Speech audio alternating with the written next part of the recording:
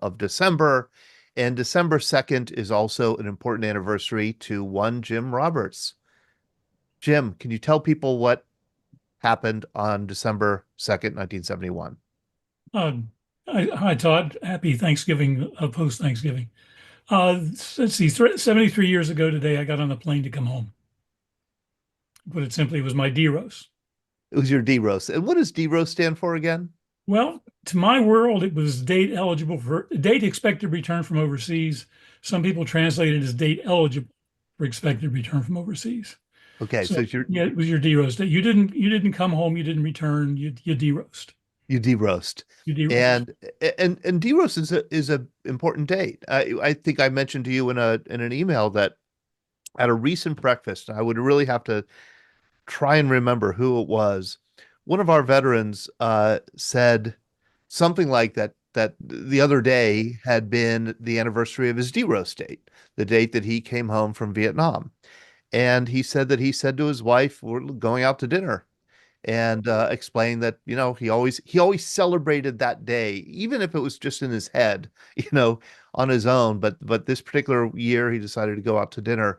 But it's always a day that he thought of. It was always an important day to him, an anniversary to him. It was like a second birth in the sense that go into it's a classic hero's journey, where you go into the unknown, you have the adventure, and then you come home a transformed person.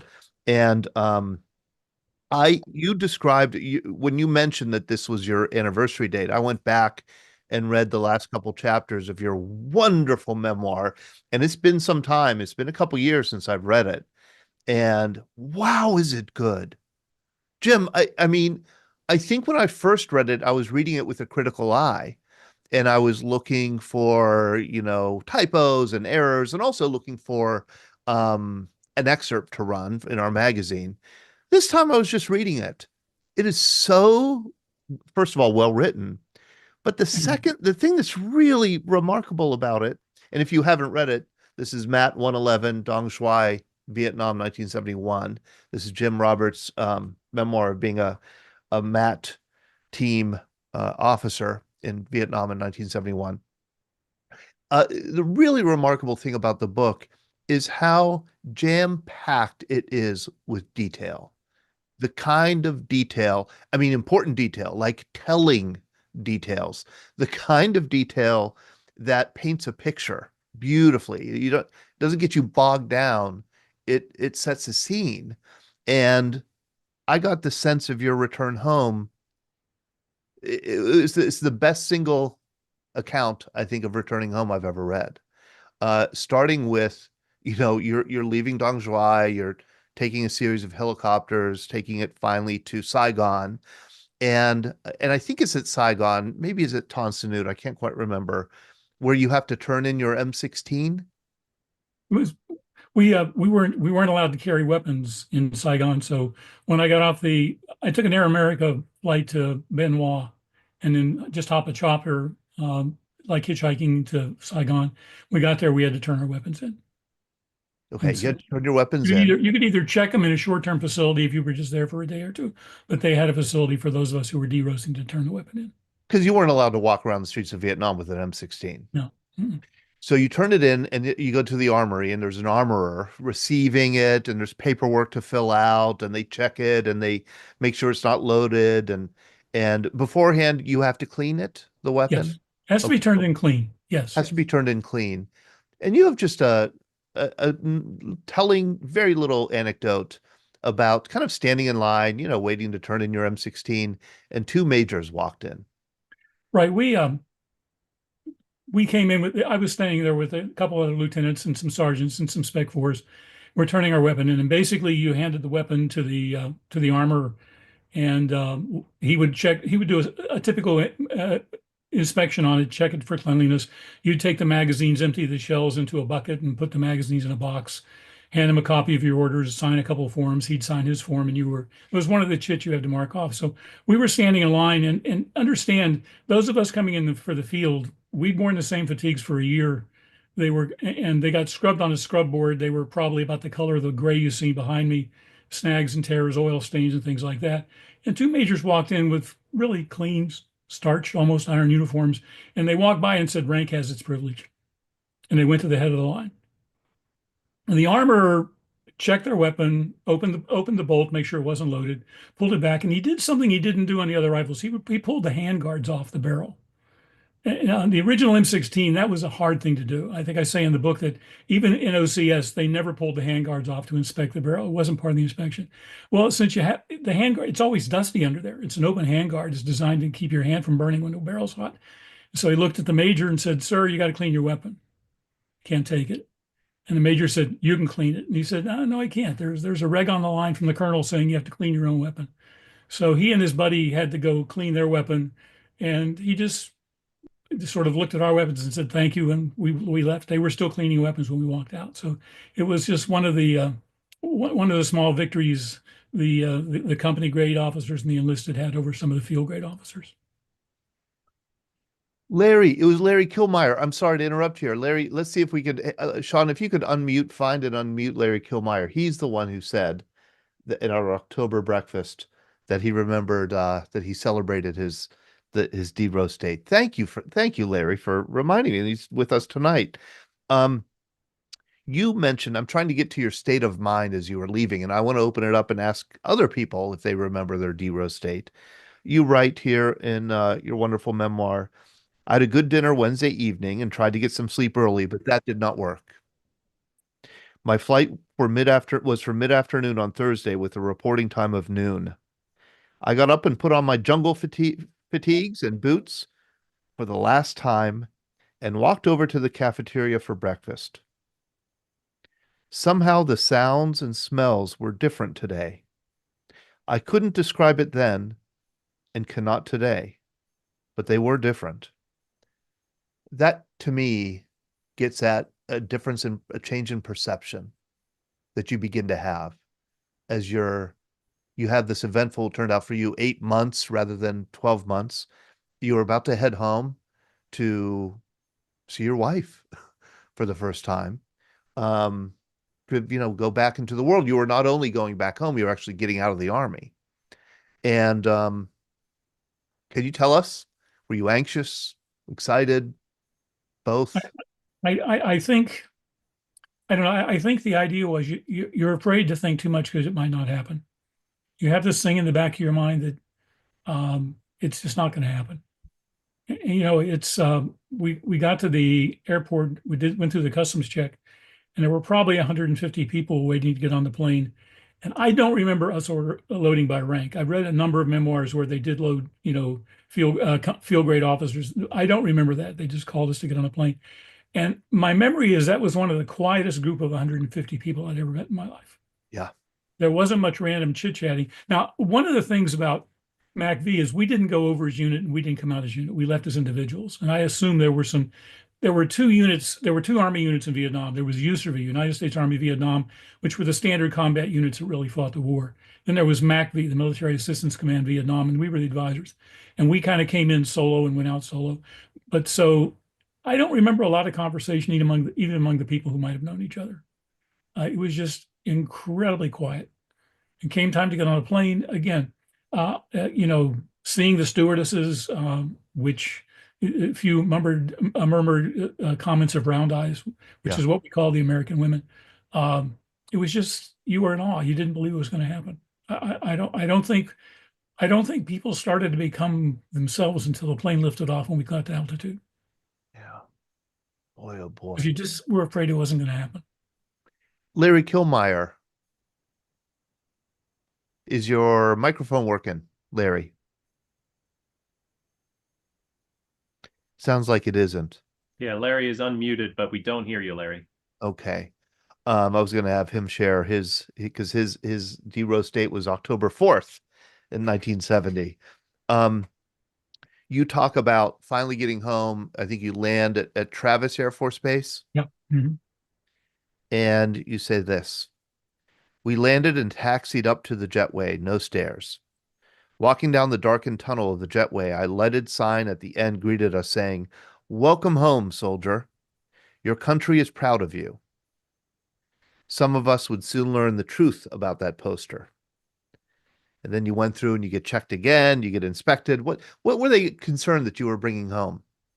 I don't know. We had a thorough customs check when we got on the plane. I mean, they went through everything in my duffel bag. Anything you couldn't take with you, you could toss in the bin. We were, like for example, I was allowed to bring one pair of combat boots, not jungle boots, not two, none of my jungle fatigues. I could bring the underwear and the towels. Nothing in the way of weapons short of a small knife. And so they went through that thoroughly. So why we had to go through a customs, I mean, we stopped in Guam and we really weren't allowed anywhere. We were allowed in a small room and they kept us under close watch. And we stopped in Hawaii, the same thing. So we would have never had a chance to pick up anything they would call contraband, but we showed up and there was U.S. Customs waiting to go through everything again. You were promised a steak dinner, never got it.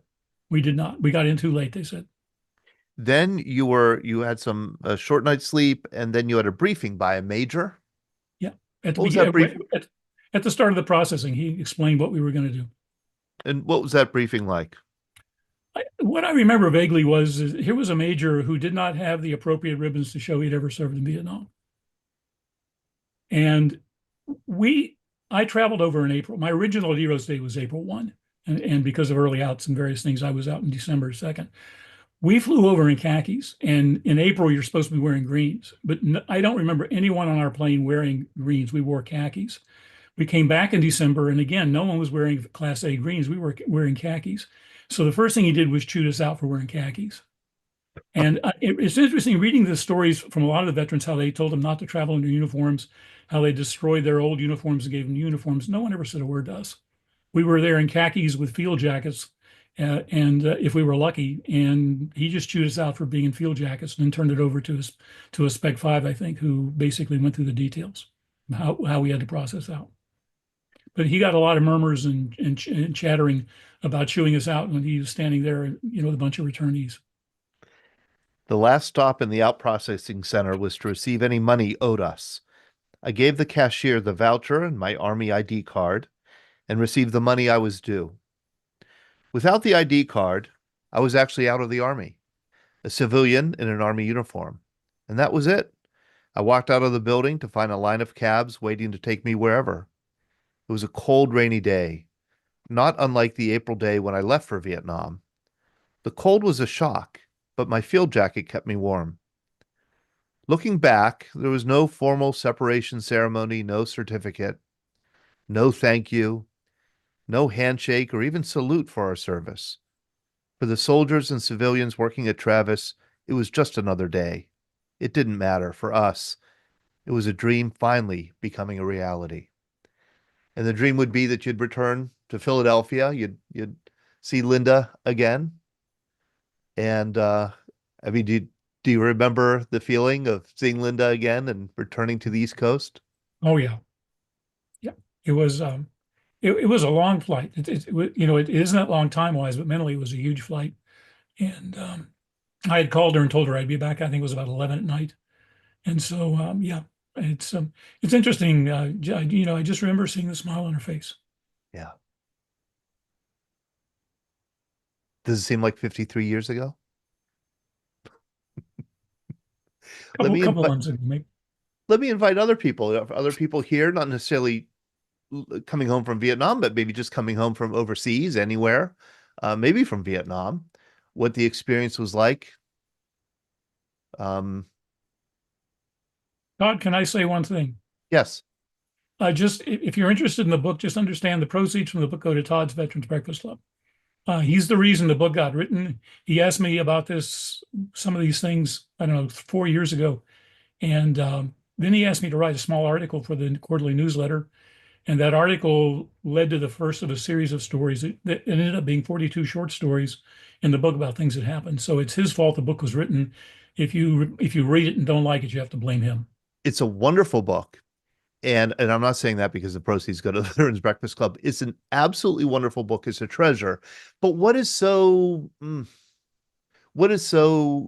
amazing to me, I think, is that until this book was written, everything in it was locked up in your memory. I mean, you pull out some unbelievable details, like what he said to me, what I said back, the color of this, the number of these things, the names of these people. I mean, all of that knowledge, all of that experience kind of locked up. And this is just such a wonderful way to kind of get it out there and give it to the world. People like me who are fascinated by these stories and this history. It just it really puts us in your shoes. And Nancy Smoyer, I was going to turn to her, and there she goes and walks away. Well, just let me say this before Nancy gets back. back. Is I'll be back. that in writing the article for your newsletter, ideas started popping up that I had not remembered. I mean, I'm lucky. I worked with four other career military people. Yeah. My NCO, the NCO I operated in the field with, it just two of us were in the field with the Vietnamese. There were no others. He was on his third tour, and he DEROSed and ETS'd at the same time with 20 years of service. And so I had a very different tour. I got to know the people. I lived with them, and I have a very different tour of duty than the guys in the regular units. Very different, and I'm just amazed at what they went through. And so I don't have these memories. I don't have these really negative feelings. I've got a couple small reoccurring dreams that are not traumatic, and so it took me about 3 months to write the first draft of this thing. And Linda says I went somewhere else. Now, I know Ken Kazak has a model for how you should write a book, and I violated every rule of his model. Some days I wrote 10, 12 hours. I walked away from it for 2 weeks. And so as I was writing one story, another one would pop up, and I just kept a list of these things.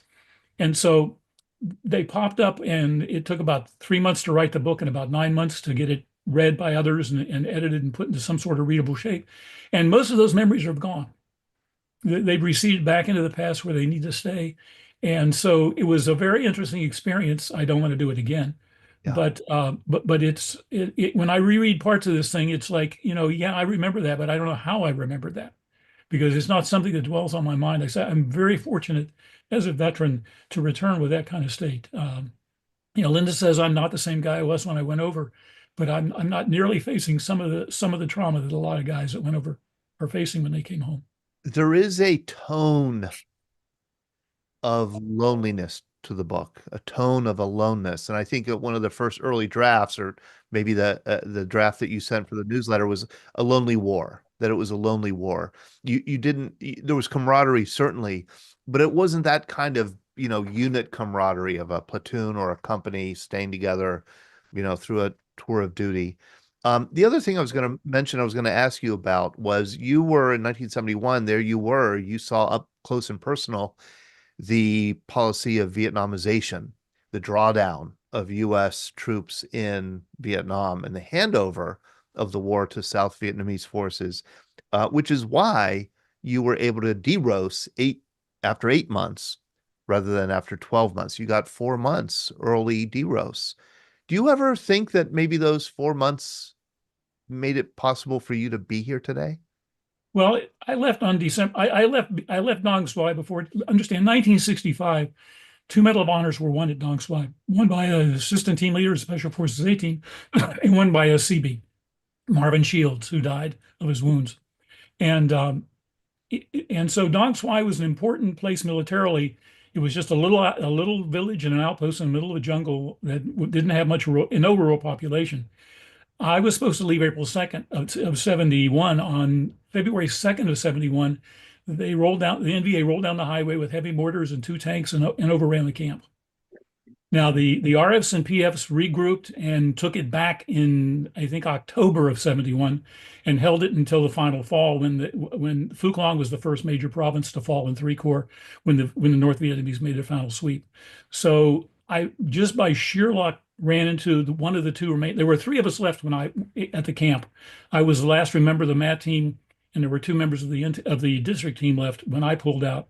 The 2 that were left there did manage to escape and evade, and got picked up by a helicopter in the jungle several days later, both wounded from the after effects. But if I had have left on December 2nd, I would have been with them at that final battle when they were overrunning the camp. So yeah, I mean, I was at a place that the CBs built and the Special Forces equipped. I had a flush toilet. Yeah. No mat team had a flush toilet. I'll send you a picture of a toilet from a guy named Jim Ricketts who was in the Delta, which you might find very interesting because there's absolutely no privacy. It's just two logs over the river. And so, I was just incredibly fortunate in the men I worked with, the Vietnamese I worked with were just incredible Vietnamese, and to be where I was. And so, yeah, if I hadn't left in December 2nd, I might not be here. You might not be here. Nancy, how are you? Hi, I'm good, thank you. So I had a fun departure from Tonsanute because I met up or ran into a Phantom F4 pilot and his sergeant who were leaving, and they were very happy. And Tonsanute had been taking, or the area had been taking some incoming, and so we had quite a lot of time waiting around.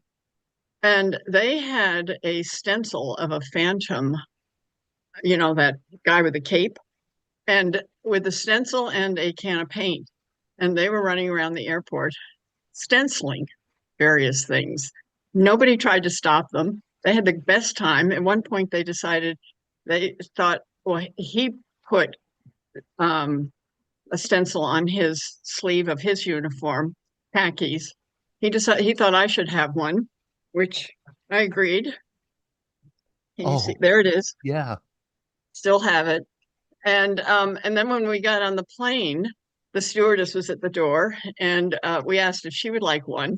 She declined, but we then asked if we could put one on the plane, and she said, "Yeah, sure." So somewhere around the world, a Braniff airline was flying around with a Phantom stencil next to their door. It was great. And then the follow-up to this is that I was stopping off on my way home in Colorado for the wedding of a donut dolly who was marrying a man that she'd met over there. So a few days later, when I got on the plane to continue home, who should be on the plane but the Phantom F4 pilot? And so we sat together and talked a little bit. Anyway, it was a great, memorable experience for coming home. Oh, how great. That is a very good memory. I wanted to ask Joe Griffiths. Hey, Joe, I haven't talked to you in a long time. How are you? How have you Fine. been? Happy Thanksgiving. Yes, you too. This is Joe Griffiths, Vietnam veteran and host of the Welcome Home show in Wibbage, 10:20 a.m. In New The Jersey. other end of the state from you. Yes. Do you remember coming home? It was funny. Jim Roberts touched on a lot of good points. I flew home from Pleiku to Cameron Bay to Wake Island, right into Fort Lewis, Washington. 2:00 in the morning. It was July 17th, maybe July 18th. I don't know. Jim can tell me. If you lost it there and picked up a day, Yeah, 55 years later, I'm not Right. that important for me to know, but we landed. It was about 2 a.m. They took us right away, and then all these little Italian tailors that measured us for a uniform to go home in. So I'm standing up on a 3-step platform, and this tailor's measuring me, and it would take about 4 or 5 hours to have our uniforms ready. So they took us in. They did give us a steak and French fry dinner, but we had one on the TWA plane. I believe it was TWA flying us home. Then they took us and they gave us an update on what we missed, who won the World Series. We knew all about that. And there was we knew about Kennedy getting killed and Martin Luther King getting killed. But they showed us a clip. And the last place they took us to, I raised my hand. I said to the sergeant, Sarge, I haven't gotten paid in 5 months. Now, out in the field, they would bring you vouchers once in a while to make it sound like you were getting paid. You weren't there for nothing. So I was an E5, probably making less than $300 a month with combat pay. He said, well, you can wait until Monday. Now, it's Saturday afternoon. You're just home. It's 12:00 in Seattle, Washington. And even though you're back home in Seattle, Washington, it's not like being back in Philadelphia. So he said, you can wait around and till Monday. Everything was open to get us back home except payroll.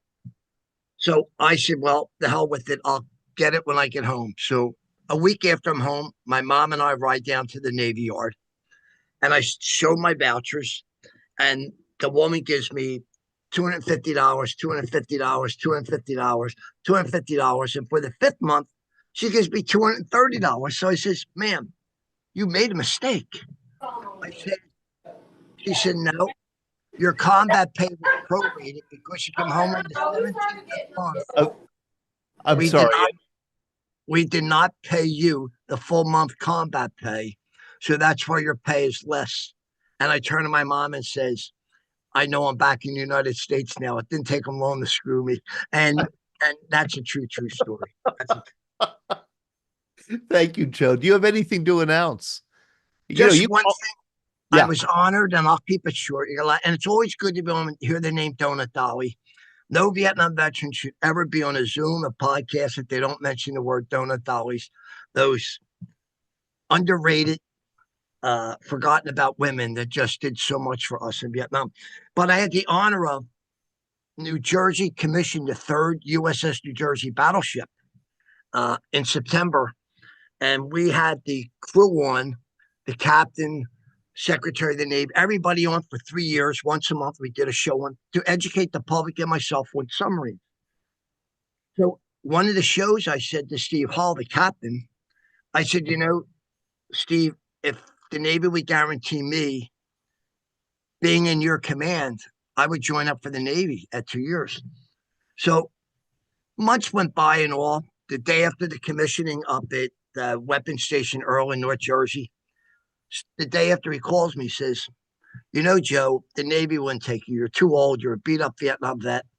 He said, but would you like to go on a ride? He said, we have to take the sub from Weapons Station Earl up in North Jersey down to, I'm getting a brain freeze, down to Norfolk. And he said, we're going to be out 4 days. We're going to spend 2 days on top of the ocean, 2 days under. And they invited me. ESPN was on board doing a documentary. And I got to say, Todd, the bravest people I ever met in the world are submariners. They work 18 hours a day. They get a change of overalls every 3 or 4 days. They get one towel. They have no storage. And they're the happiest, best people at their work. The first, and if I could take another minute, I blame you and Ralph Galati, my dear friend, prisoner of war. The day before I left, I watched Ralph on your show for an hour and a half talking about his imprisonment in Hilton. My first night at midnight, I'm in a bunk where I couldn't turn over because I had to get out if I wanted to turn over on my back and go in the opposite way. And I'm saying there, I was so claustrophobic and anxiety in 50 years came back. And I thought about the interview you guys did with Ralph. And I'm wondering, how could he make it? Yeah. All those months, 14 months, 18 months, John McCain, 7 years. How did they make it? I'm going home in 4 days. The food was great. I wasn't in any danger, but the claustrophobic was there. And it was just a great story. And somewhere around the world, 150 submarines are sitting at the bottom of the ocean, protecting us. And they just do a wonderful job. And they don't get a lot of credit. And they don't look for the credit. They look for that dolphin on their uniform. That's all. But anyway, happy holidays, everyone. Thank you so much, Joe. How wonderful. What a memorable experience being on a submarine. Larry Woods, how are you? I'm good. My DEROS date was October the 4th also, except it was 1968, not 1970. And kind of different than Jim Roberts. We weren't promised any kind of steak dinner or anything like that. So I never heard that. I guess the Air Force figured we had enough steak dinners, so they didn't have to give us another one.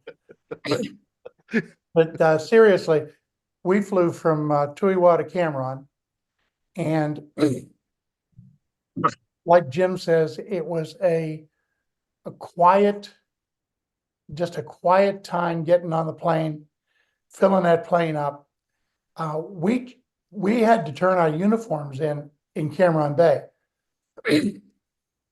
So the jungle fatigues and the jungle boots all got turned in, and we were supposed to fly home in our Air Force called them 1505s. They were our khaki uniforms, summer weight uniforms, which is what we flew over with. So I was in the standard Air Force uniform, and we flew the northern route.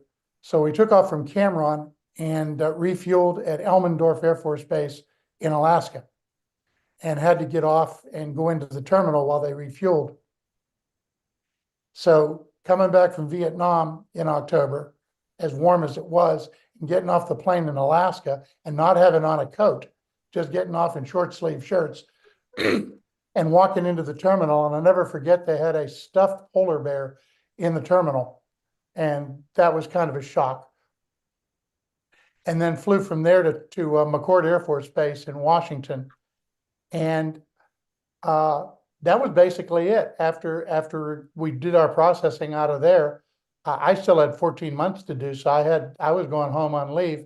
So we just walked right out of McCord, got a taxi cab to SeaTac, Seattle Airport, and flew home from there. And no ceremony, no briefings really. It was just, see you later. See you back, and make sure you get to your base on time when you after your leave, and flew home to Pittsburgh. And then from there, I ended up going out to Dover and finished my the last 16 months of my enlistment in Dover Air Force Base. So it was one of those surreal experiences. It was so quiet on the plane until we took off. And once we got airborne, then everybody let out a big yell. But there was no special treatment, or it was just like, okay, you're back home, see you later. And it was just get off the plane. You had to process a few things out. You picked up your duffel bag and headed for the airport. Truly an unceremonious separation. Well, it was not even a separation because I still had 16 months to serve. Yeah, okay, that's right. Unceremonious return home. Yeah, absolutely. Absolutely. Mark, I see Mark Spiradigliosi. Mark, could you unmute yourself there? Hi guys, how you doing this evening? It's great to chat with everybody and hear how you're doing. How are you doing? I see you're in a hospital bed. Well, I am getting better, Todd, every day. I hope to be out in the next 10 days or so. But this is part of the conversation that you're having tonight. Number one, I just always want to take the time to thank you and Sean to be able to bring out pieces of my life that I thought were stuffed in my rear end forever. That would never come back out, but I get more of it. And I thought that on October 27th, which was just recently, when I was drafted, October 27th of 1967, I thought that I would end up, if I could get through the year, that this war would leave me. If I could just survive that portion, that I would never have to worry about it again. And unfortunately, on August 26th, I was wounded. I got a Purple Heart, and they picked it out. They sent me back. I still spent the rest of my year there. But I thought that the end of the war was on April 3rd, 1968, which was 365 days after I went there. And I kept feeling, that I didn't feel well for a lot of years. And finally, over the past 2 years, Agent Orange has caught up with me. And Agent Orange has caused me to lose 1/3 of my upper lung and 25% of my liver, and then go through 9 months of chemotherapy. And so that bit of thinking that 1 year was all I was going to have to suffer from that war and from that letter that said greetings from Johnson, I guess it was. at the time. That was anything but the truth, because this war never leaves anybody. This war continues to wreak my body, to wreak my soul, to wreak my spirit, and it does it every day continuously. And it doesn't matter how much I remember or how much I forget. All I know is that I'll never be, I think it was Jim Roberts that said, his mother said that he came back a new man. My mother was an old Italian woman, and she hugged me as I left to go to Vietnam and said, you'll never come home again, which a lot of people would have taken in a very mean-spirited way, meaning that she knew that I was going to be killed. I came back, and the first thing that my mother whispered in my ear was, you're not the same boy. I was 18 and a half at the time. I get back at 19 and a half. And she said, you'll never be the same person that I let go a year ago. So the whole return piece was good at the time, but it kind of still tears at my heart, because still pieces of me lay there that never came home with me and never will. So I don't mean to be such a downer, but I lay here in a rehab hospital because of lung cancer that they're trying to fix up and get me back to a point where I can breathe again. And I keep trying it over and over and over again, but I keep doing everything I can to support each and every one of the 51 vets that are on this call tonight, and do everything I can to help each and every one of them, and also to help God our Savior. Mark, I think you do help. I think simply the what you said tonight was helpful.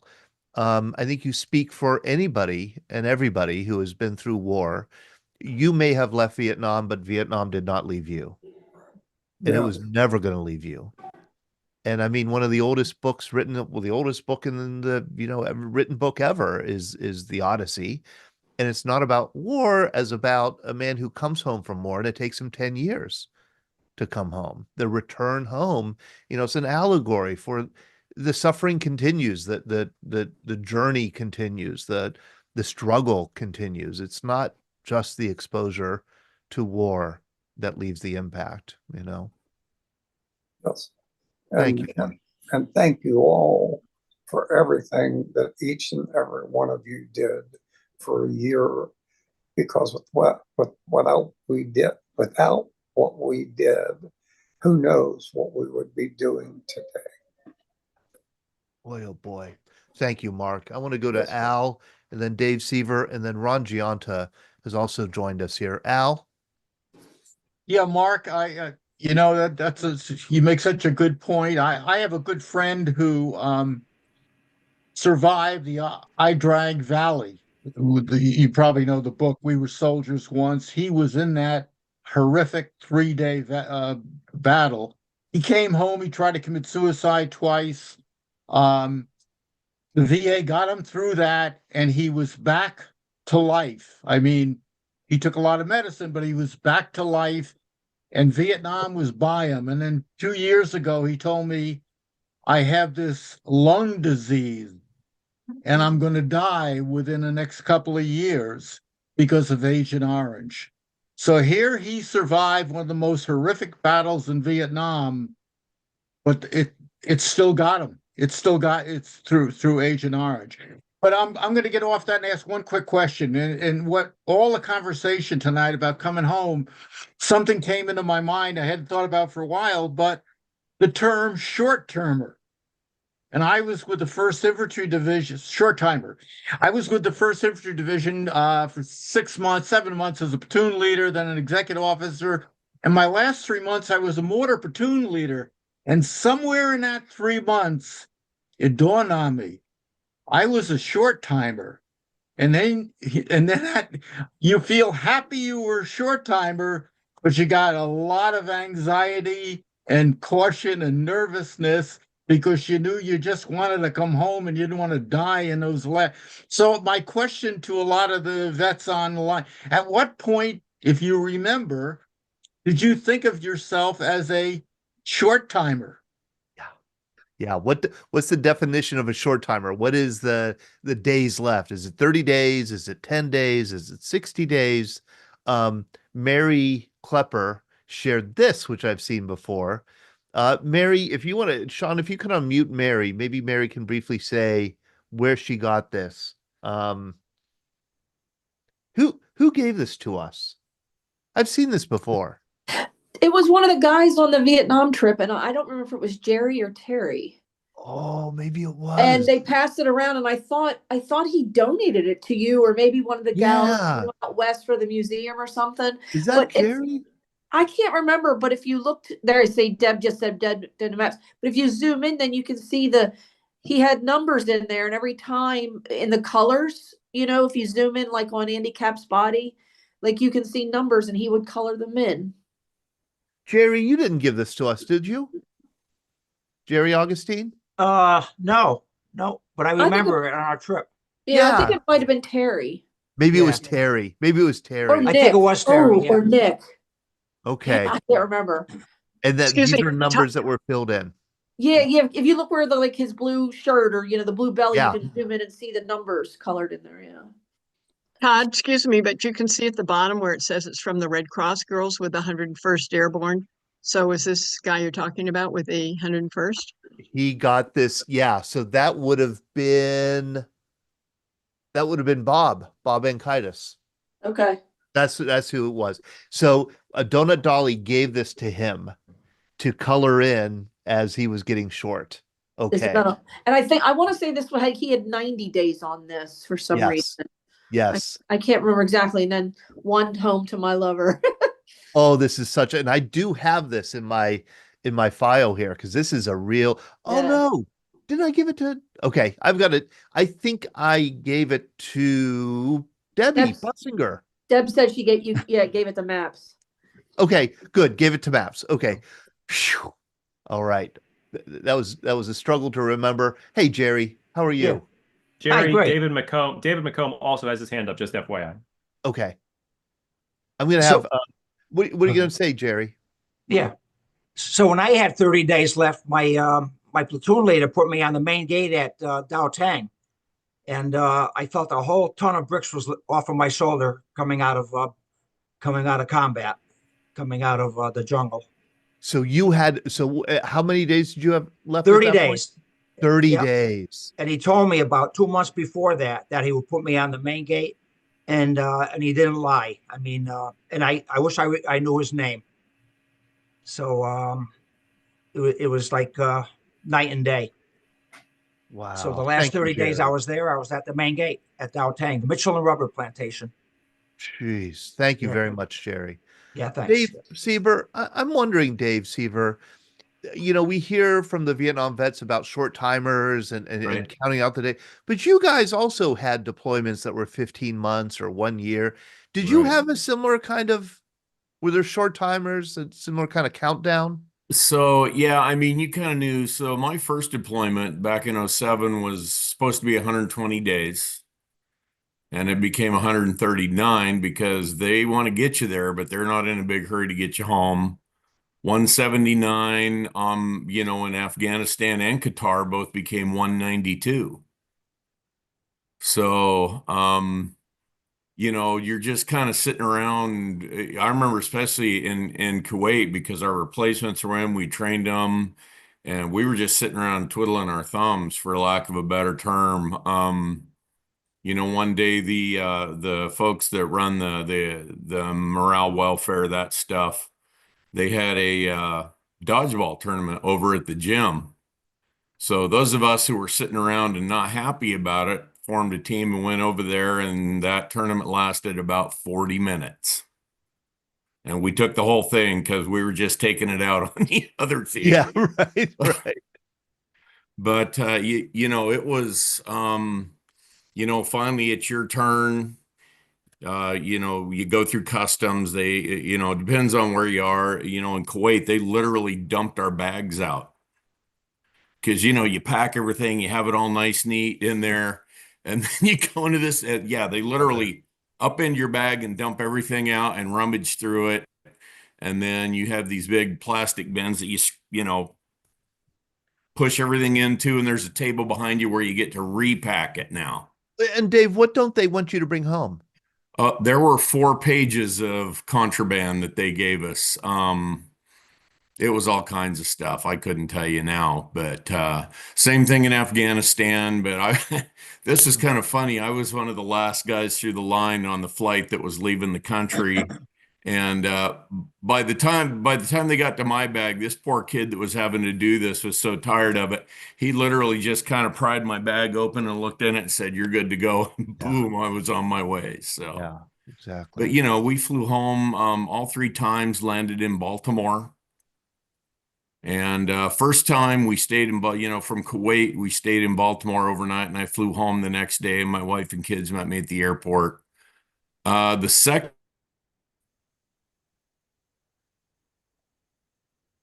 time coming home from Afghanistan, but it was in July. There were thunderstorms all over the country, and there were planes all over the country, and none of them were where they were supposed to be.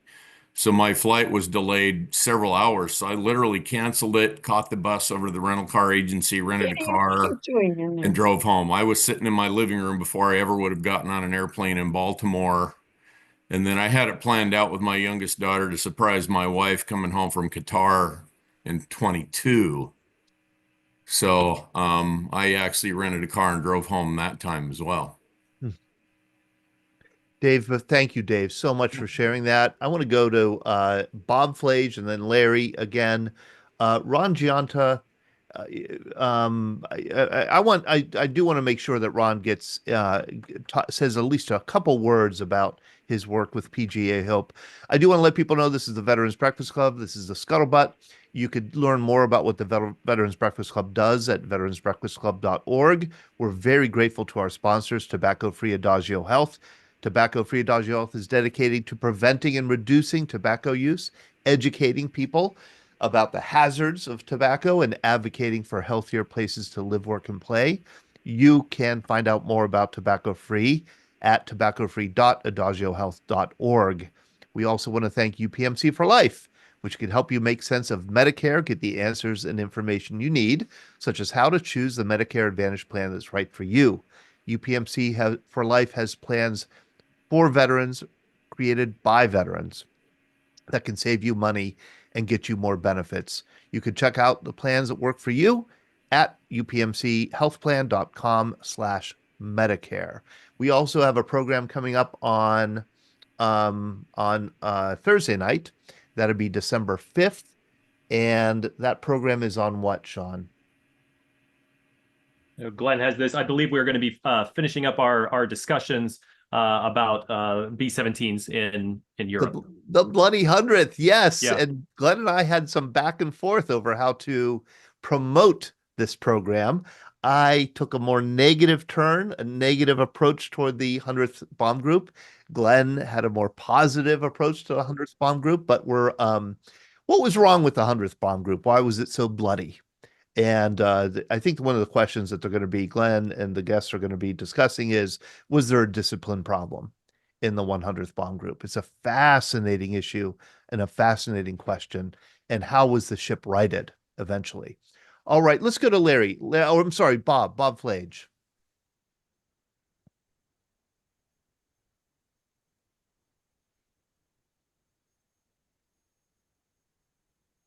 Can I ask you to unmute, Bob?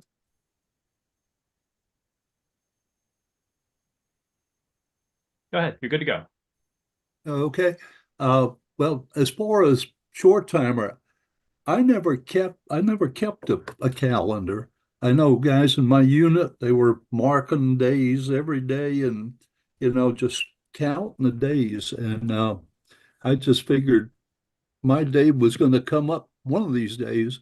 There was another sergeant that was in my unit, and we were close. Well, there was only 2 of us in our platoon, and he left on April 14th, and that's probably when it got to me because I came home May 17th of 68, and that's I guess when it really hit that I'm going to be coming home soon also. But I stayed in the field till about a week before I came home. Um, I went I went to Vung Tau for 2 days before I actually went to Bearcat. I left Dongtam, went to Vung Tau, then came back to the Dongtam, and then went to Bearcat. And then we shipped off 2 days later. Two other guys were in my platoon. They were in my squad, actually. And, these were strong poker players. They sat up all night exchanging hands. They had like $1,500 between them. And they ended up like 4 o'clock saying, let's just cut for $500 a hand. And Eddie Deese from Atlanta got Frank Grammer's money. And anyway, we flew home, and I really don't even remember where we ended up, where we landed, but I do remember getting fitted for greens and whatever, and then catching a flight. I skipped the steak sandwich or dinner or whatever, and talking about what you can bring home or not. I had my own 38 that I carried with me as well, and I packed it in a box that contained a slide projector. So when I was leaving, they said, "What's in the box?" And I said, "A slide projector." "Okay, you're good. Go." And so I brought the 38 home. So, but that was that was about it. Sounds like an unceremonious return, just like what Larry and the other vets have been saying. Unceremonious. I'm sorry, say again. Unceremonious. Like no Oh ceremony, yeah, not much, not yeah. really a big deal. But I do remember when I got home, I didn't, well, it was not ceremonious as far as getting home. When I got off the plane in Jacksonville, I was a junior at FSU when I joined, and we were playing LSU. We lost the Peach Bowl LSU 31-27. As I'm coming down the elevator, that's the score that's showing there on December 30th. So this is after when I ETS, because I still had 10 months to go and I was at Fort Hood. And that's when I said I came home. Is anyway, that was it. In my memory, a funny thing how you can remember that score, that day, that game. Oh Just yeah, amazing. yeah. Well, I didn't leave the house for at least a week and a half. And I'll never forget. I was driving my mother's car and speeding on one of the streets and got pulled over by a police officer. And he said, "Let me see your driver's license." And it had U.S. Army on there. And he looked at it and he says, "You in the Army?" I said, "Yes, sir. Uh, I'm just on leave going to Fort Hood." And he says, "Be careful. You made it back home. Be careful on the street and drive safe." And let me Oh, go. that's good. That's good advice. Thank you, Bob. Larry Woods. Sorry. Just quickly on the short timer. Short timer for us was basically 30 days. But when you crossed a 100-day mark and went to 99 days, we had a tradition that you had to buy a bottle of Seagram's VO. And the reason you got the Seagram's VO is it had a yellow ribbon that was around the bottle. And you would wear that yellow ribbon on the corner of your uniform and tie it on the eyelet of the top button, and that signified that you were short, and you shared the bottle of VO with your hooch mates. Even though I wasn't 21, I wasn't allowed to buy the bottle, but I paid for it anyway. And that's at 99 days? 99 days, and then you started counting down from there, but you didn't really consider yourself short until you were 30. And then you laid it on everybody under the sun as they laid it on you. But then those last days were just nervous because like Jim Roberts was saying, you never believe it's going to actually happen. Oh man, this calls for a whole other program and also a magazine article. I would love to do. Deb Bussinger it calls for an exhibit at the Maps Museum. Deb says in the chat, she would love to see a short timer's chain. I've not heard of a short timer's chain. I've heard of a short timer stick. No, it's a chain. A chain. It's a chain. Jim Did you- Puhala has a short timer stick. Yes, short time, and I think I've seen Jim's that stick. Yep. Dave, did you have a chain or a stick? I had a chain, and it wasn't. I don't know how she wanted to see it because we cut a link off every time the day went by. So by the time we got home, there was only one left. So There's no I could chain. give her a link. Hey, I've been hearing everybody telling us flying home. I was in the Navy, and my ship got sent home. So even though we were told, I took in a message, and I hope to get it to you. But I took in a message that said that the war is over and we're headed home. And now we have to shave our beards and put on our regular Navy clothes instead of cut up shorts and all that we wore on the ship. And we got to look presentable because we're going back to civilization.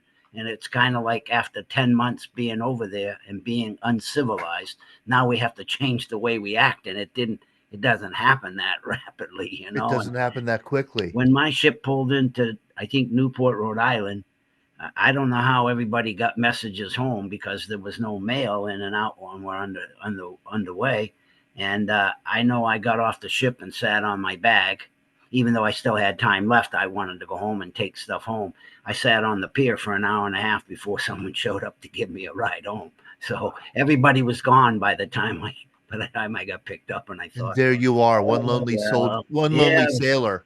Yeah, I was just sitting on my sea bag waiting to get a ride from somebody, and finally I got a ride home. So. And what was the name of your ship, Dave? I was on the USS Santa Barbara, AE-28. It was an ammo ship. We did ammo, and we did JP4, I think it was, and NSFO. We rearmed ships, and we gave them bombs, and we gave them all kinds of stuff, fuel and stuff like that. So it was a long ride home. And then I got home, and then my brothers were telling me they read all this stuff about the war and what it was like, and I couldn't take it. So I got in my car and drove away, and I never really went home other than to see my mom once in a while. I just couldn't take it. And then I see other people too.